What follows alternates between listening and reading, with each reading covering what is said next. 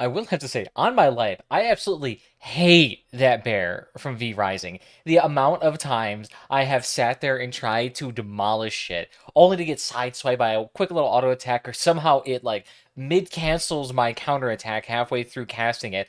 I don't even know how that happens, but oh, I don't even know what it is like to be racist as a panda bear, but like I'm getting close to punching this thing. I don't care if you're a mama, you're about to get hit.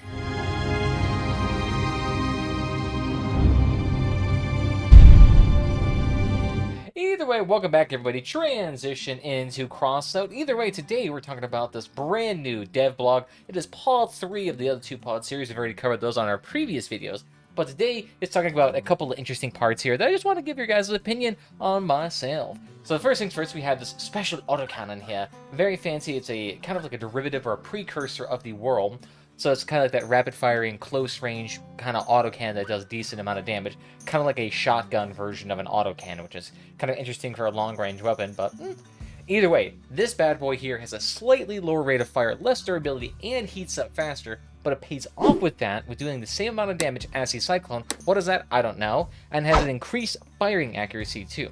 So it's going to be a bit more accurate than your traditional whirl. So I'm guessing since it still has that same autocannon bullet feature where it has nearly infinite range, plus better accuracy and decent amount of damage, it's going to be a little bit less like the whirl and a little bit more like a traditional autocannon. In the sense that it's going to be more geared towards that medium to longer range as opposed to that short range.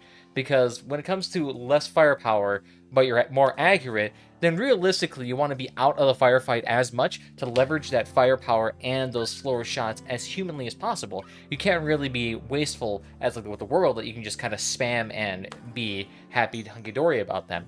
Especially considering this thing is also weaker too, so the chances of it actually getting blown off are considerably higher.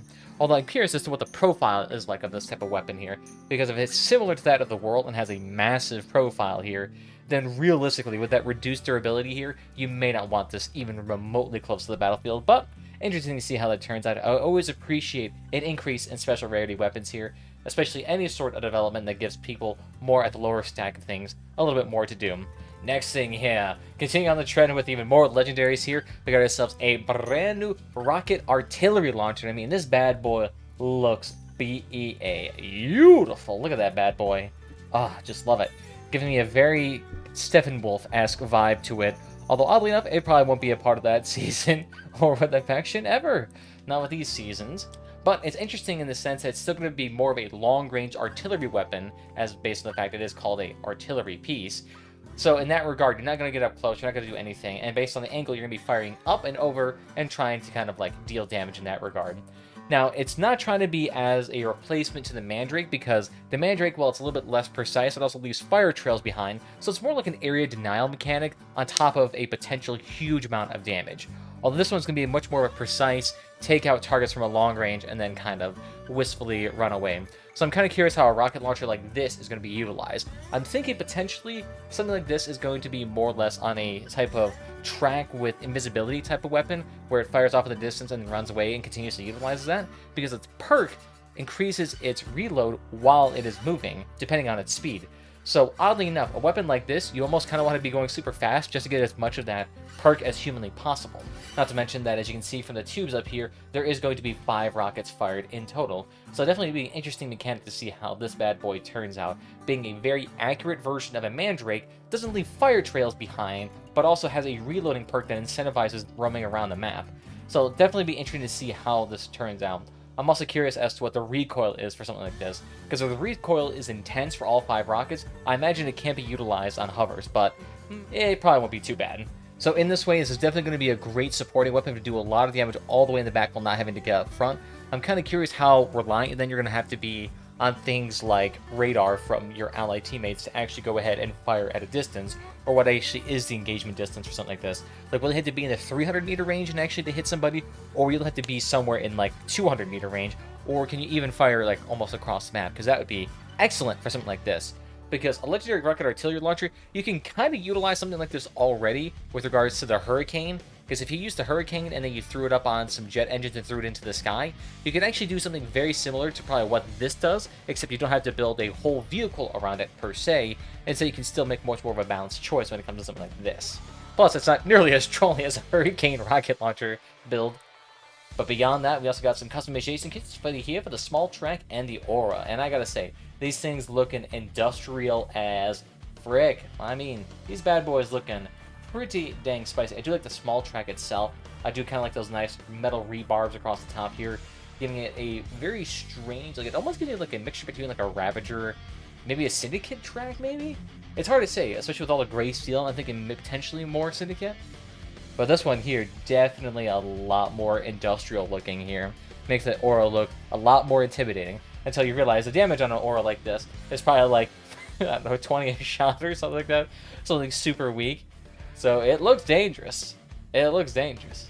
So that I can definitely appreciate. If you have much more of a like an industrial and dangerous feeling vibe here, it'd be definitely nice to see him.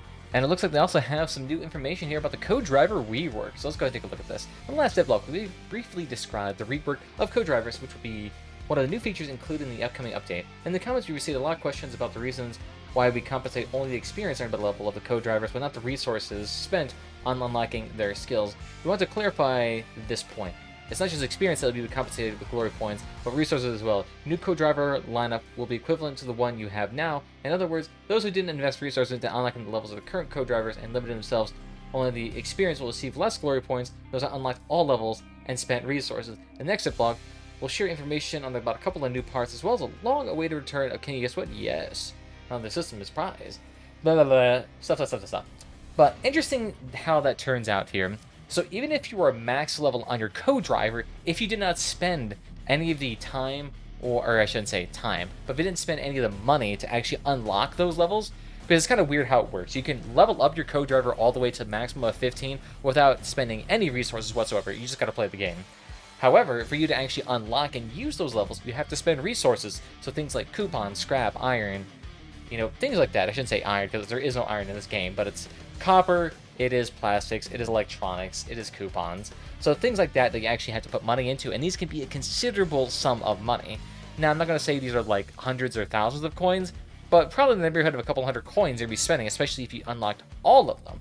And the fact that we're getting compensated with a material loss with only a slightly promise in the glory point system, that'll be interesting to see how that turns out. Because essentially, we've already put all the time and effort into the co-driver system as it is, and yet we're going to get a new system that almost seems like I'm about to put just about as much time into all over again.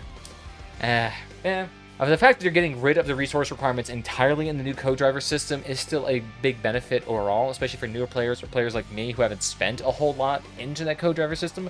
But for those who have put a lot and have gotten all of the co-drivers, not getting any sort of compensation for all the materials that you threw into it other than just glory points, which you passively accrue anyway by playing the game, it doesn't seem nearly as ideal.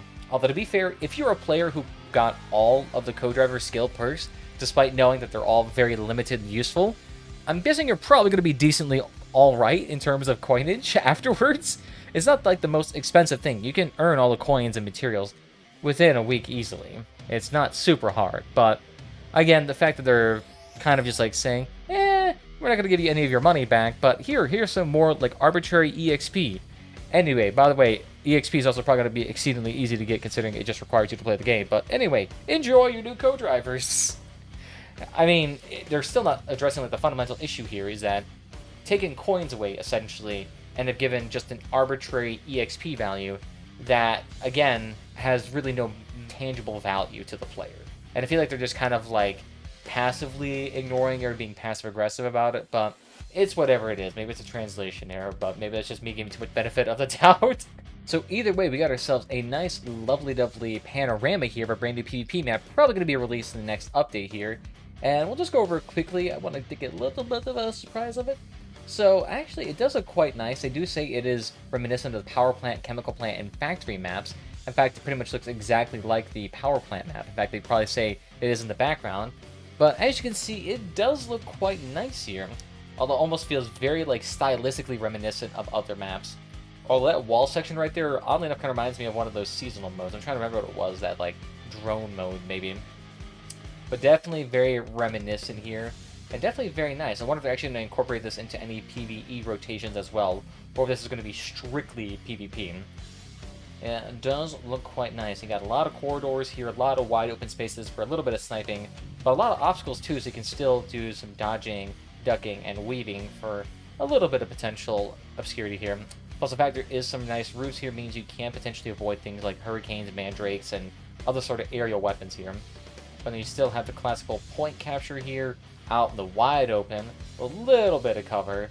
So definitely still going to be potentially of a nice sniper map here. Although I'm curious as to what the actual size of this is going to be. If it's going to be more of like a larger map, or if it's going to be more of a smaller map. Because I know they wanted to slow down the game here. So in that regard, they're going to make this map larger to accommodate that. Although the downside too is that there's a lot of vehicles that are ultra slow, and there are some vehicles that can go in excess of 120 kilometers an hour, nearly double the speed of some vehicles. So probably couldn't make this too large without making it terribly unbalanced for fast vehicles, but that's just kind of my thoughts. I do like the aesthetics of it though. Those look very nice here. The only downside I would say though, it's very derivative. I'm not sure like if that's bad for a game like Crossout. But, like, when you see this map style in, like, 7 or 8 maps for the past 4 or 5 years, and you're getting another very similar looking map, you're probably not going to inspire a whole lot of people just like, ah, yes, new map, what does it look like? The same as always. But cool, I appreciate any more diversity when it comes to map rotations, especially with their propensity to take out maps from rotation or to go ahead and rework a lot of the maps. You haven't really had a large, I should say, diversity of maps for a long time. So, more the merrier. I can always appreciate that, too.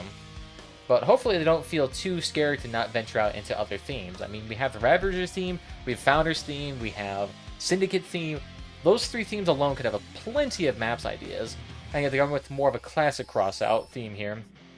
But, whatever works, whatever works. So let me know what you guys think about this brand new PvP map, as well as just the Part 3 update. Are you guys excited for the rocket launcher, the special whirl here, or even the CK? Because honestly, that Aura CK, that bad boy looking crispy.